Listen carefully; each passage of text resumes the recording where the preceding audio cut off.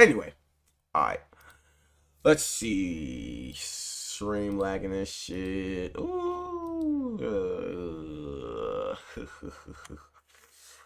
Ooh. Lil Dicky's fake rap career is more successful than his real rap career. My boy Patrick CC. You know what's so crazy? What the fuck does Lil Dicky be doing now? Ain't folks like in the show now? Don't he like be acting or some shit? I don't know. Like I don't pay attention to Lil Dicky. I ain't listen to the nigga either, so I don't really, you feel me? Like I don't know. I never really like this nigga just confused me. Like, is this nigga a rapper? I don't even know what the fuck this nigga is, boy. But let's see what my boy Patrick mean by this shit though. Again, he did have a raw ass. He does have some raw ass freestyle though. He did kill his cipher when he was on that bitch with Designer all them. He had the best cipher on that bitch. White rappers are usually labeled as corny when they enter the music industry. Many rappers have this cool mystique about them, which attaches a persona to complement the extraordinary lifestyle they live and rap about. Often when white rappers try to create this cool persona, it comes off as inauthentic and is rejected by the masses. Which then leads to artists like Lil Dicky, who lean into the white rapper stereotype to ironically find a place in hip-hop. Now make no mistake, Hey, Twitch is art, okay? It's just art. It's not real. Dicky is undoubtedly a talented rapper. What we didn't realize is that his life story of being an out-of-place suburban white dude reaching the pinnacle of the industry would make for way better television than music. His show Dave on FX, which is essentially about his life story, is absolutely dominating right now. But because of the success of his show, Dicky has only released 2 songs in the past 8 years. This is going to create a whole new set of problems for Dave, and if he doesn't make the right choices, his career will be in a dangerous position. What do you mean? A few months before Lil Dicky released his first song, his girlfriend and parents begged him not to pursue a rap career. On a vacation in Hawaii, they told him his music was too racy, too edgy, and that this music would potentially ruin his potential for getting jobs in the future. In hindsight, the only reason he has a job now is because of this music. In late 2012 and early 2013, Dicky was preparing to release his debut mixtape called So Hard. He was now 24, 2 years out of college, living in San Francisco and working at an ad agency. All of his extra money and free time was spent producing a rollout for this mixtape, but this tape was actually the beginning of his plan to become a comedian. He loved rapping, but he thought it would be easier to get attention through music since there wasn't much competition in the comedy rap space. Then he would use that attention to move on to his actual dream. I always knew I was going to make a very serious attempt at being like an entertainer one day, most likely a comedian. And like when I graduated college, I thought about the best way to approach that. And I thought rap was an interesting angle because I could be just as funny as I always could be in my opinion, but you could get noticed way easier. There's way fewer competitors. Like I didn't see anybody in the comedic rap space. His plan was to release a visual or piece of content every single week for— Damn, this nigga been doing this shit for a year. 42 million. Wait, I didn't. What the fuck? 10 million. 42 million. 7 million. What in the fuck?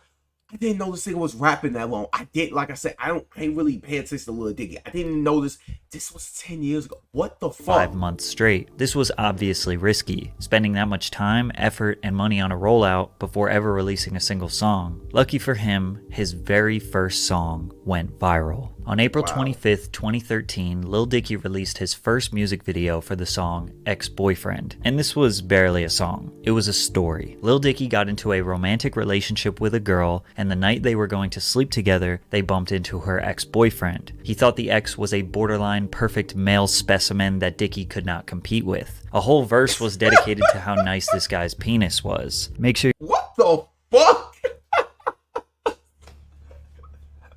you're drinking water while I tell you about today's phone. sponsor, Underdog Fantasy, the best place to play fantasy sports. I want to tell you about the easiest way to get in on some NBA action with Underdog Fantasy and their pick'em game. Just find your favorite player, or any player really, pick higher or lower on that player's stats, and you can win up to 20 times your money in one night. Underdog keeps everything super simple with their intuitive website and their mobile app. Pick between 2 to 5 players to fill your pick'em entry. Thanks, Underdog Fantasy. Dicky decided to ditch the girl to prevent himself from disappointing her until she ran after Dicky and told him not to worry since they dated in the second second grade, and Dicky got to smash. The song got shared on Reddit, which would ultimately get pushed to the front page, and as a result, the video got over 1 million views in the first 24 hours. He drove all the traffic from this video to his website to download the full mixtape. So Hard was 17 tracks long. Most of those were remixes over really popular beats or stolen YouTube beats. Most people go viral and don't know what to do, or they have nothing to follow it up. But as we know, Dicky had 5 months of content that was ready to be released. He dropped Staying In, Sports, Jewish Flow, and Too High, which all generated millions of views in the first few days of release. All of his songs were rooted in a great degree of irony, like his song Too High, which starts off by him saying, "Every rapper got a track about smoking weed, so I didn't really have a choice." Through these tracks, we got to know that he was a goofy suburban Jewish kid who was a serial masturbator and obsessed with the idea of getting laid. It's great to finally see a rapper that doesn't take himself so seriously. Dicky approached rap more like comedy. He understood people were going to make fun of him in the rap game, so he just beat them to the punch. Self-deprecating humor is a go-to strategy for a lot of comedians. It's an easy way to secure some laughs when you say what other people are thinking. Plus, it gives you the perception of being humble and trustworthy. He also wasn't afraid to make a racy or edgy song / music video. As we know, a big part of comedy is writing a thin line of controversy. Hey, watch the chat, man. What's good? How you doing, boy? How your day been? How life been treating you? Thank you for the follow, man. I appreciate you, man. Welcome to the chat, boy. You feel me? But yeah, I'm good. A lot of comedians are constantly trying to push the limits to get their audience to laugh at the things that they're traditionally not supposed to laugh at. Dicky was not afraid. Lots of haters out there. Got chat. Hell yeah. You feel me? I got 1, 2, 3, 1, 2, 3, 4. I got fat tats, chest tat, arms, shit like that. Yo, you cute. Thank you, and thank you for the follow too. Thank you for the follow and the thanks. What the fuck is going on? Thank you though for the follow. Drag 21. Thank you. Phone and grade. My forearm, boy. Hey, look, folks. You see this shit right here? That bitch say prosper. That bitch say evolution. You feel me? What in the fuck? Take off your shirt, please. What the fuck is going on? What the fuck is you niggas talking about? Yo, okay, yeah, I ain't gonna lie. Yeah, just, yeah. Don't know what the fuck going on with you niggas. They be on some weird shit. Yeah, I just got the niggas out of here because I do not know what the fuck is going on. Niggas on some ass jiggle for y'all niggas on some weird. Do I look like Aiden Ross, shorty? Do I look like I'm Aiden Ross, my nigga? I ain't know none of that goof ass shit, folks. You got a Discord? Fuck no. Hell no. Now I got no Discord, gang. But anyway, back to the video though. Again, appreciate the follows though. I appreciate y'all though. You feel me? I just don't know what the fuck that was though, but you feel me? Gang.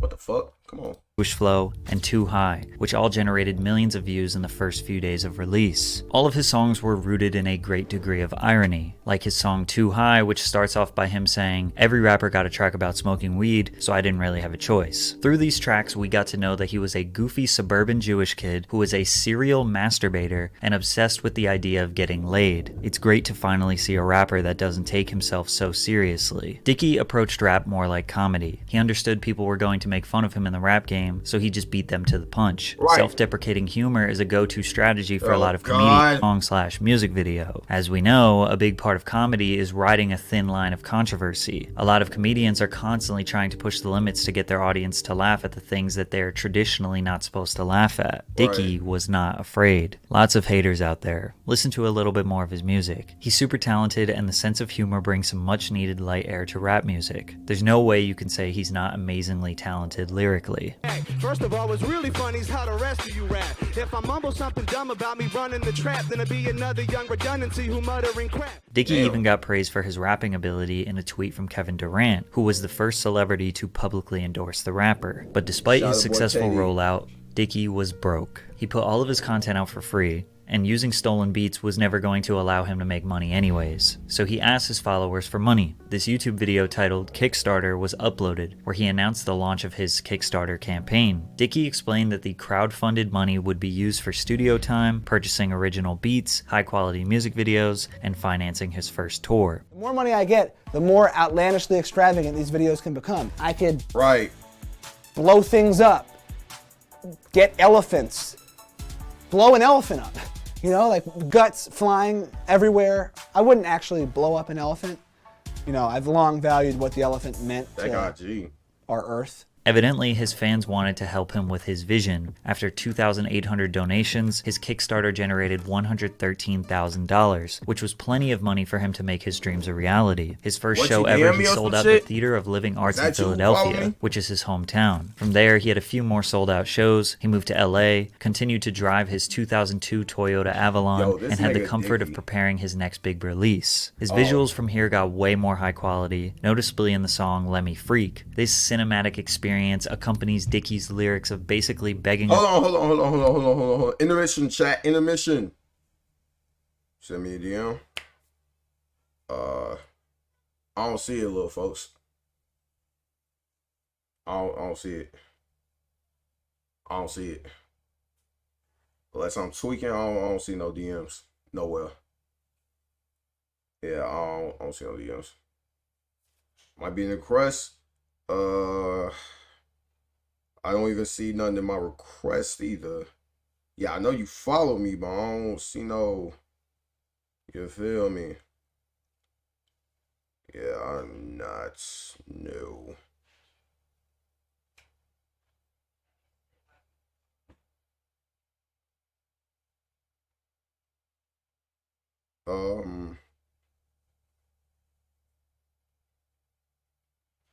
Wow, what the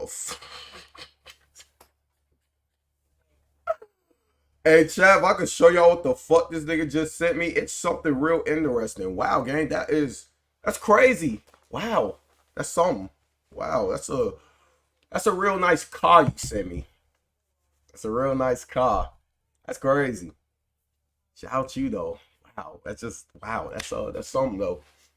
Hey, chat, if y'all wanna know what this nigga sent me, just know it's a real nice car. He like, I don't like it. The car ugly as fuck, but you feel me? What the fuck is going on, chat? Let me get this bitch ass nigga the fuck out of here. These niggas on some weird shit. These niggas on some weird shit. These niggas on some weird shit, boy. On phone now. Alright, chat. My fault for the little intermission. I just have to get some weirdos out of here. My fault. Let's just let's go back a little bit. You feel me? I don't know what the fuck just happened. preparing his next big release. His visuals from here got way more high quality, noticeably in the song Let Me Freak. This cinematic experience accompanies Dicky's lyrics of basically begging a girl to have sex with him every day until he is in his 90s. This was our first real insight into what he could look like on the big screen. He executed the vision flawlessly. Also, during the live performance of this song, he would invite girls on stage to give them a lap dance. Here you go. Thanks for allowing that. This nigga Dicky stupid. Don't as press fuck. charges.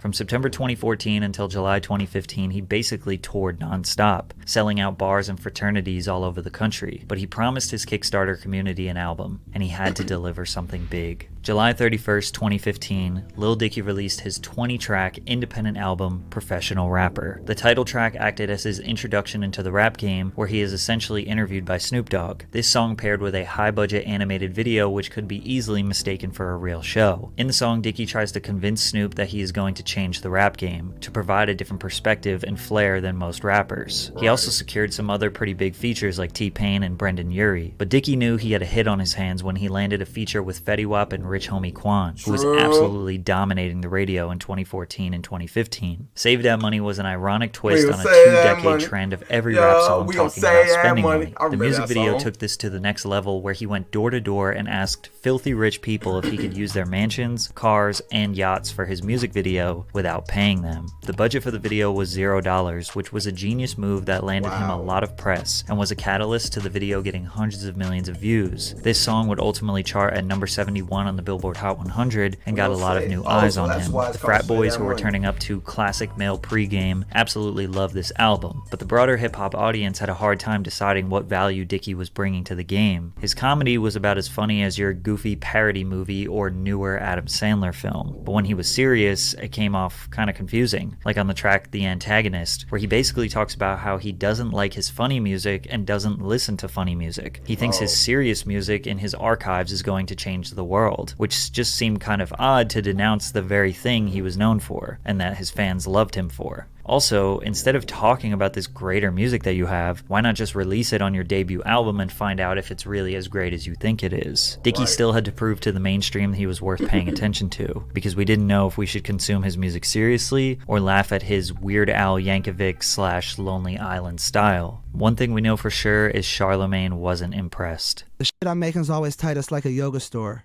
They all up in the other boat, it's why I'm overboard. That was a hot bar though. The shit I'm making always tight, it's like a yoga store. Now, his interview actually gained him a lot of sympathy because people thought Charlemagne was being rude and disrespectful towards him because he's a white rapper. Not sure if that's exactly what Dicky wanted, but views are views. In 2016, he started getting more mainstream attention after he was part of the star-studded XXL Fresh. Yeah, like I just said, Lil Dicky had the best cypher on that bitch when cause he was with, like I said, Designer and Anderson Peak and shit.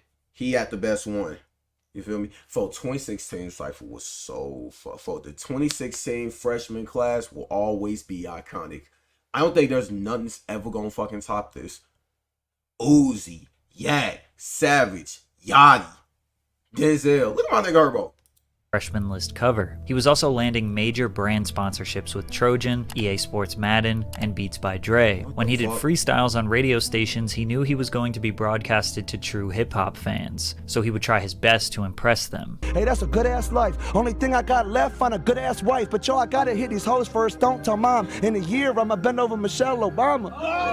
Oh, they was sleeping, but now they awake. Izzy or Drizzy or Louis C.K. If he was both of them bitches with both of them businesses, that shit would be Trinity Cray. By 2017, he had already toured all over the world and was living the professional rapper lifestyle to the highest degree. He reached new cinematic heights with the visual for his song Pillow Talking, which was a 10-minute roller coaster of a conversation Dicky had with a girl after they got done having sex. They go from small talk to politics to aliens to God to veganism. This video was very ambitious and made a 10-minute track feel a lot more like a short film than a song. In fact, it was the 49th most expensive music video ever made, landing somewhere around $700,000. The high expense likely came from the CGI soldiers, dinosaurs, and feature from Brain, which is an animated character voiced by Dicky. Brain easily stole the show because he was adorable and undeniably cool. His animation was done flawlessly and provided some comic relief from the extremely awkward and chaotic conversation. He even ended up releasing a whole mixtape as Brain, which was a cult classic for his fans. Around the same time that this video dropped, he had another big announcement that he was working on a TV show.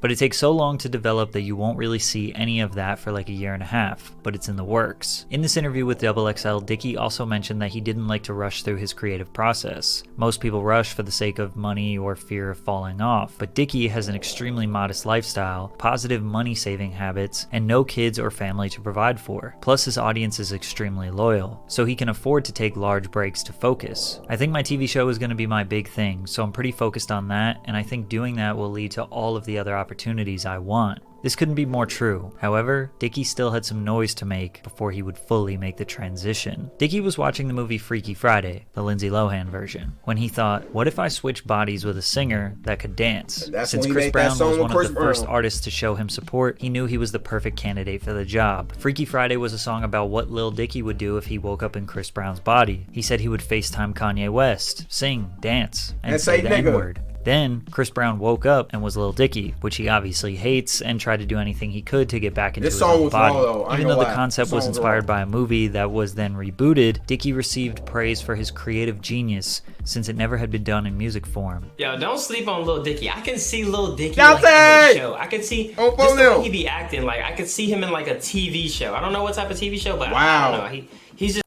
One of the Dante predicted that shit. That's crazy. He's very funny. I would watch a Lil Dicky TV show. However, Chris Brown's performance and acting easily stole the show, and cameos from Ed Sheeran and Kendall Jenner helped for the memes. The song peaked at number 8 on the Billboard Hot 100, and Lil Dicky was a certified mainstream success. He thought his next song, Earth, was going to top everything he had done before, but unfortunately, that was not the case. Damn. He spent $4 million producing this Pixar/Disney level animated production. The intention of this song was to raise money for charity and discuss the dangers of climate change. This song had an all-star cast of 28 different celebrities and singers portraying characters, as well as singing a line or two. Some of those included Ariana Grande as a zebra, Miley Cyrus as an elephant, Shawn Mendes as a rhino, Snoop Dogg as a weed plant, and Kevin Hart as Kanye West. And I'm Kanye West. The song peaked at number 17 on the Billboard Hot 100, but it failed to do anything more substantial than provide a few memes. Even for Lil Dicky, this seemed like a terribly unfunny Disney promotional trailer that celebrities participated in to pat themselves on the back and pretend like they care about the earth. The saddest thing about this song is, this is the last major single that Lil Dicky has released since 2019. And the reason for that? Because his dream of being a Hollywood star was about to come to fruition, as season 1 of his show Dave was announced to release in early 2020. Everyone,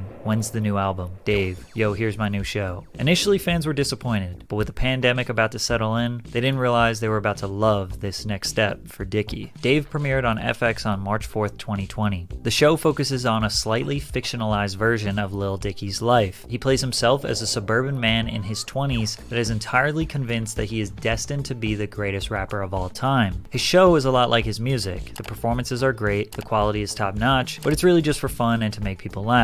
Dave is complimented in the series by his 2 real-life friends, Andrew Santino, a prolific stand-up comedian, and Gata, his hype man. Just between these 3, you have a pretty lovable and entertaining cast. Where Dave really sets himself apart is by immersing the viewer into the world of being a rapper. They do this by securing successful rappers and influential people within the music industry to play cameos in the series. Just to name a few from the first season, Young Thug, Gunna, Trippie Redd, Charlamagne the God, Justin Bieber, and more. Dave gave rappers an opportunity to try acting, even if they are only playing themselves. It still puts them in unique situations which are fun for viewers. For example, you would have never got to watch a Lil Dicky awkwardly accept a blunt from Young Thug. Hey guys, you mind if we join? Sure. Thank you. The series is riddled with moments like these which honestly make it entertaining, and because of it, the show was an instant success. 2 months after its premiere, Dave became the most watched comedy series in FX history, averaging 5.3 million viewers per episode. Following this monumental success, they were renewed for a second season and started filming immediately. The second season follows a similar format as the first, just a bit darker. Speckled in between the dick jokes, Dave deals with the internal struggles of fame and notoriety. Just like the first season, there are many more celebrity cameos like Lil Yachty, Kevin Hart, Lil Nas X, Denzel Curry, and others. The second season received an average score of 84 from critics on Metacritic, being praised for its deeper character development and feeling of progress coming from the first. In February of 2022, Dave was renewed for its third season. This is the most recent season that premiered on April 5th, 2023, and they are currently still being released. The season has been received well so far. The rapper continues to bear all across the country in a show that remains as humorous as it is illuminating. It's safe to say the show will continue to perform well in the foreseeable future. It's a unique combo of rap, juvenile humor, and relatable personal struggle that can entertain adults and youth alike. It's this show that exemplifies very well that Dave Bird, above all else, is an entertainer. And although fans have been begging him to release another album in his comment sections, it looks like they will not get one. Aside from the songs that are in the show, it's unclear if Dicky will ever return to music. After all, his goal from the very beginning was to use rap as a vehicle for his Hollywood dreams. I mean, these days he says he doesn't even resonate with the name Lil Dicky anymore. Like, he actually kind of hates it. You see, the interesting thing about Lil Dicky is he's been telling the same exact story for the past 10 years. In 2013, when he released his mixtape, we pretty much got to know everything we needed to know about him. He's a neurotic, self-deprecating, average suburban Jewish guy who likes dick jokes and can rap a little bit. The rest of his music career was just improved technical rapping ability and higher quality visuals, which would basically make Professional Rapper the studio quality, polished version of the So Hard mixtape. His singles that he released after the album were less introspective and more just about his status as a celebrity. Then he spent the next 5 or 6 years retelling that same exact story from the beginning with his show Dave. His life basically stopped in 2019, so he could tell his life story since 2013. And what he has done since 2019 is spend 15 hours per day non-stop working on the show, because he's involved with the writing, producing, directing, acting, and editing the final product. Lil Dicky's show is about being a famous rapper, but he hasn't been a famous rapper for the past 4 years. So after season 3 ends, What will he do? Are there more stories to tell? In his interview with Caleb Presley from Barstool Sports, who is known for his outlandish questions and meme-filled moments, everyone thought Dave would thrive in that environment, but the whole time he was incredibly confused. Like he couldn't understand what was a joke and what wasn't, which led to fans being disappointed. Not going to lie, I expected Lil Dicky to be one of the best episodes, but he gave you nothing. I always thought like I'm like the comedic voice of my generation. Now he says this, but he was dry as a bone when faced with somebody who does have a comedic voice in 2023. What Dave decides to do from here is very important. He has lasted a decade on the same story. Is he capable of producing something other than his own life experience? Will he go back to rapping as a 35-year-old? Can he prove himself as the comedic voice of our generation, or will he be stuck in limbo for many years to come?